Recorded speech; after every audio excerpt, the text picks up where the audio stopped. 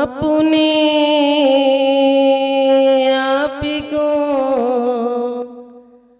आप में भर लिया, चेतना को स्वयं मैं बिखर कर लिया। हे महावीर जिन, हे विरागी गुरु, आपके द्वय चरण में विनम्र नमन।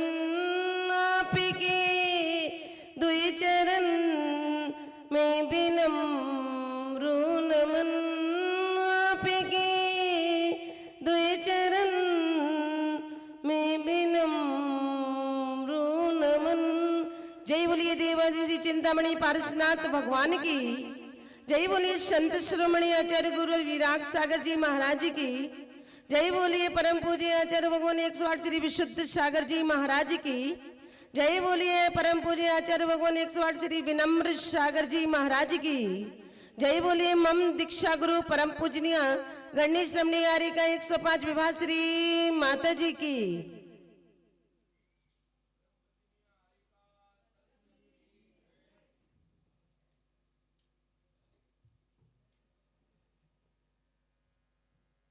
धर्म स्नेह बंधु, बड़ों का आशीर्वाद,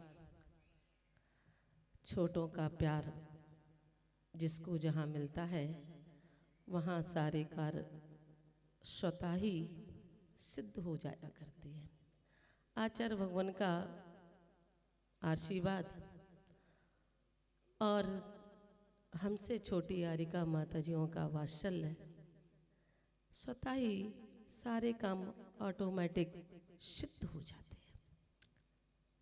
संसार की बड़ी विडंबना हुआ करती है, व्यक्ति का जीवन 3 चीजों पर हमेशा टिका हुआ है। ऐसा आप लोगों को लगता है कि नहीं लगता है? लगता है ना? अगर घड़ी में सुई देखी जाए तो कितनी है? बोलते जाइए आप तो।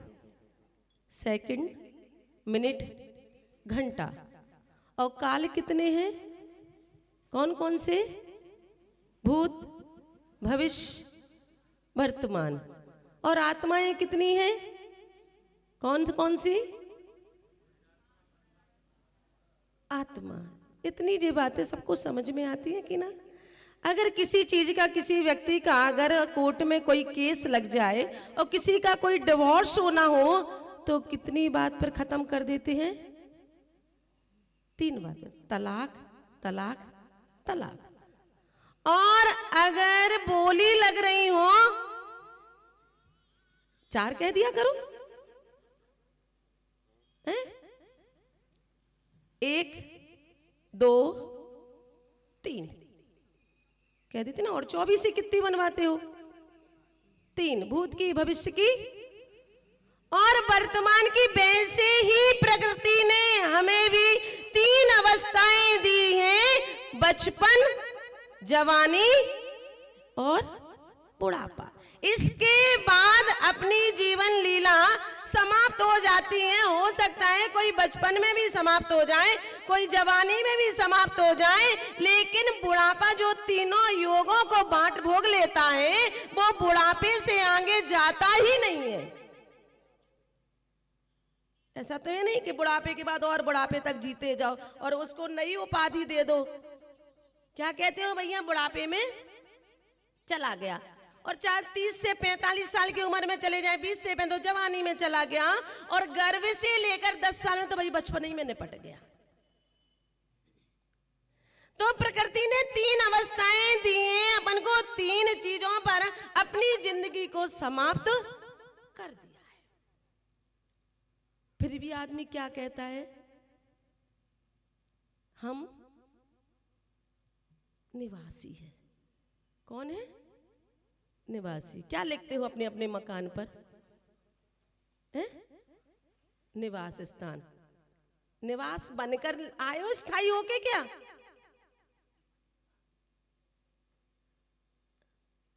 लिख देते हो कासलीवाल निवास, वड़जत्या निवास, कौन कौन से चौधरी निवास, जबकि अपना जीवन प्रवासी बनकर आया है। साधु संतों को अगर आप श्रीफल भेंट करते हो तो इतनी सी बात कहकर कहते हो कि अल्प प्रभास। क्या कहते हो? शीतकालीन, ग्रीष्मकालीन, चातुर्मास भी करवाओगे धर्मेंद्र जी तो क्या बोलोगे? चातुर्मास है। और दीपावली के बाद दिया पंजर गए सो महाराज पधारो सा अपने गांव, दूसरी रास्ता दूसरी कॉलोनी में ले चलते हैं। लेकिन कभी किसी के लिए ये नहीं कहते हो, ना साधु संतों के लिए कभी ये कहते हो कि आपका स्थायी निवास है, उसमें लिख देते हो अल्प प्रभासी। तो अपने जीवन को भी अल्प प्रभास मानकर चलो। क्या मान के चलो? अपने अपने मकानों पे क्या लिखवाओगे? अरे बोलते ही नहीं हो। उस पे लिखवा दिया करो भाई, बड़जत्या अल्प प्रभास, कासलीवाल अल्प प्रभास। अगर निवास होता तो जिंदगी में कोई आदमी की किसी भी प्रकार की मृत्यु ही नहीं होती, और जब मृत्यु नहीं होती तो संसार का आवागमन भी खत्म नहीं होता। अपने अपने जीवन में एक सूत्र लिखना कि इस संसार में अगर हमने जन्म लिया है तो प्रवासी बनकर आए हैं, निवासी बनकर नहीं। लिख लेना अपने हृदय के पटल पर कि हम अल्प प्रवासी बनकर आए, निवासी बनकर नहीं आए। निवासी बनकर अगर आए होते तो आपके दादा परदादा सब निवास बने रहते। इतने अपने जीवन में अपने हृदय पर रखना। सच सच बताना, आप अपने बेटे के मालिक हो कि नौकर? है? क्या नाम है आपका? प्रकाश जी है? खड़े हो जाना, बहुत नाम सुना था आपका, लिखा भी वही है। क्या लिखा है जी? गई थी माता जी ना, तो जी हमें बता रही थी हम प्रकाश जी के यहाँ जा रहे हैं। हमने की तो मत ही प्रकाश रोशन करो, हम 2-3 अंधेरों में घूम के आते हैं। हम बता रही थी माती ढक्का दे के चलो विनय श्री, तो हम कि हम बाद में जाएंगे, आज तुम चले जाओ। इन्होंने हमसे कहा था, आपने देखा हो नहीं देखा हो। आप सच सच क्या वकील हो आप? है?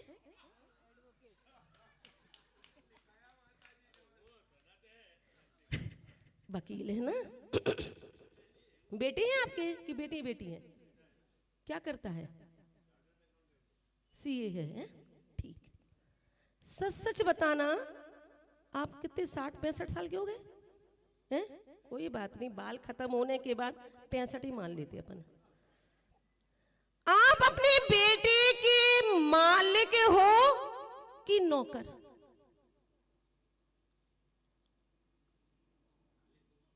है? मालिक हो ना? होशियार समझदार है, बहुत है। तो सच सच बताना, आप अपने बेटे के जब मालिक हो और आपका बेटा सुबह 9 बजे सोकर उठता है, तो आप कितने बजे उठते हो? आप 6 बजे उठते हो, और आपका क्या काम रहता है? और दूध की बाल्टी लेके जाते हैं? अरे आप तो बोलते जाइए, हमारी इतनी सामर्थ्य नहीं जहां आचार्य परमेष्ठी विराजमान हो और हम कुछ कह सके। आप तो इतना बताइए, दूध की बाल्टी लेके जब आप दूध लेने जाते हो और उस दूध को भगोनी में छान कर गैस पे गरम कर देते हो, और ज्यादा कुछ चला तो भगोनी में चाय पत्ती डालकर और छान के बेटे को दे देते हो, और बेटा 9 बजे चाय की चुस्की लेता है, तो आप अपने बेटे के नौकर हुए कि मालिक? अरे सिद्ध करो। आपका बेटा 2000 की ड्रेस आप अभी पहने हुए हैं, और आप 10 साल पुराना कोट पैंट भी वो आज तक पहन रहे हैं। आप अपनी शादी के 3 पीस को अपने साले की शादी में पहन के आ गए, लेकिन आपका बेटा अपनी सगाई का कोट पैंट अपनी शादी में नहीं पहन सका। अब आप बताइए, आप नौकर हुए कि मालिक? नौकर हुए। बैठ जाइए। अब केस आप हारे, हम जीते। ठीक, बस समझना इतना ही है अपन को कि अपने जीवन में हम प्रवासी बनकर आए हैं, निवासी बनकर नहीं आ रहे हैं। वह सेठ भी ऐसे ही अपने आप को निवासी मानकर बैठ चुका था, और उसका बेटा मालिक बनकर। सेठ जी ने अपना मकान बनवाया, और बहुत सुंदर मकान बनवाया, और जैसे ही मकान बना तो स्ट्रेचर खड़ा कर दिया। वो सिंचाई के लिए खड़ा था। क्या बोलते इधर? तलाई बोलते हो जब मकान बनता है? तलाई बोलती है, जो भी बोलते हो। और वो लेजम लेके मैं सेठ उस मकान की तलाई कर रहा था। वहां से आचार्य भगवान विनम्र सागर जी महाराज निकले और बोले, महाराज सब आपका ही है। वहां से आचार्य भगवान निकले और बोले, महाराज सब आप ही का है। और महाराज की इतनी दूर दिव्य दृष्टि थी, और वो जाते हुए और मुस्कुराते हुए निकल गए। फिर कई दिन बीते और फिर आचार्य श्री का आवागमन हुआ। महाराज आपके आशीर्वाद से पूरा बन गया। महाराज फिर भी अपनी दिव्य दृष्टि से, दूर दृष्टि से मुस्कुराते हुए निकल गए। फिर पुनः आगमन हुआ उसी गांव में, उसी नगर में आचार्य भगवान का, और वह मकान बनकर पूरा कंप्लीट हो गया, और उसमें गृह प्रवेश होने वाला था। और बोले, महाराज सब आप ही का है, और आपके आशीर्वाद से बन गया। आज गृह प्रवेश की डेट है, और कल सेठ जी,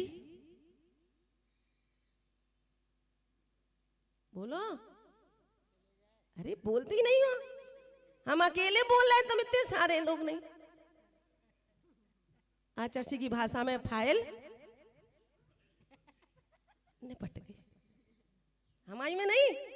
आचार्य बोले थे परसों प्रश्न में, उनकी फाइल निपट गई। और वह सेठ मोह के कारण क्या बना? वकील साहब की तरफ इशारा मत करो जी। आई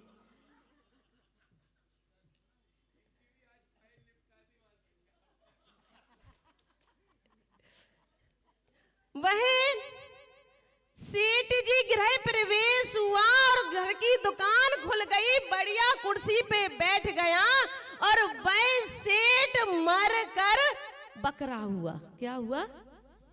सुनो, आचार्य सिंह ने मेढक बनाया था, और वह बकरा बना।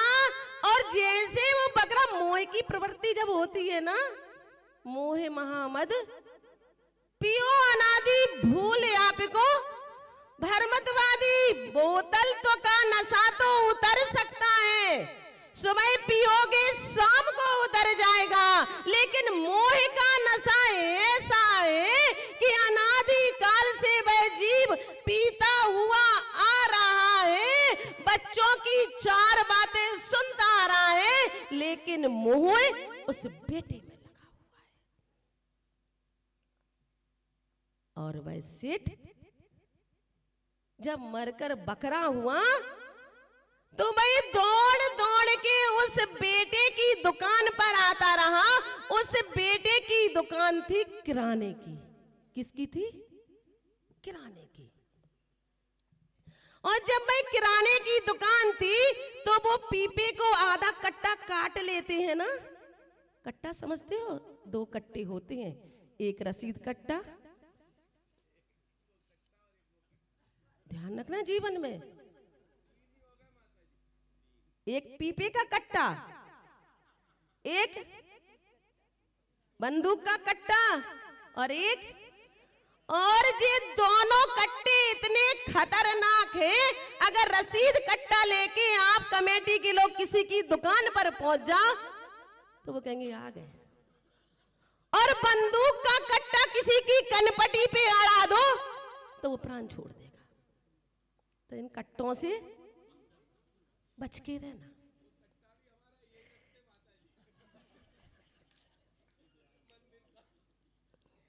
तो जब वे उस बोरे के मतलब कट्टे में चावल रखे थे और बकरा मोए के प्रति अपने बेटे की दुकान पे आता था और बेटा ले डंडा ले डंडा।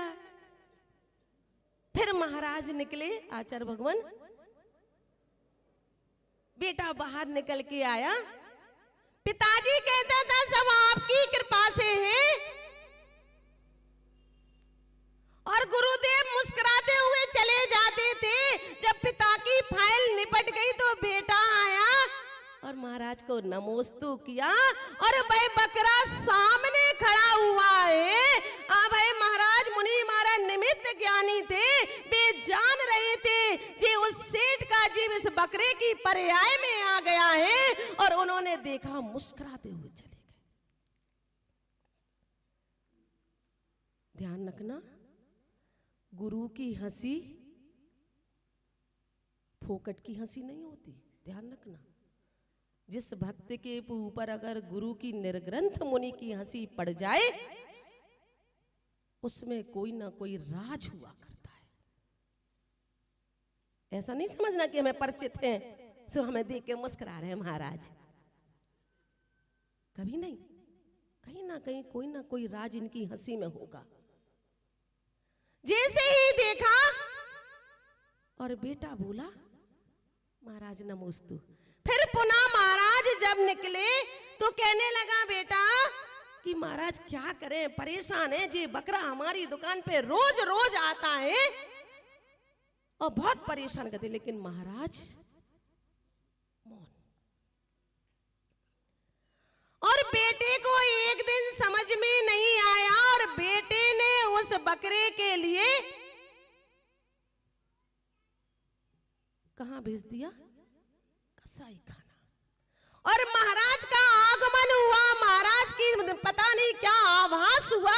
उन्होंने कहा कि क्यों भाई वो जो बकरा आता था भाई बकरा कहां गया? बोले महाराज उस बकरे से बहुत परेशान थे, अभी अभी दुकान नहीं खोली, सबसे पहले भी हमारी दरवाजे पे खड़ा रहता था और मैं उस बकरे को हलाल करने के लिए उस कसाई के घर पर भेजकर आ गया।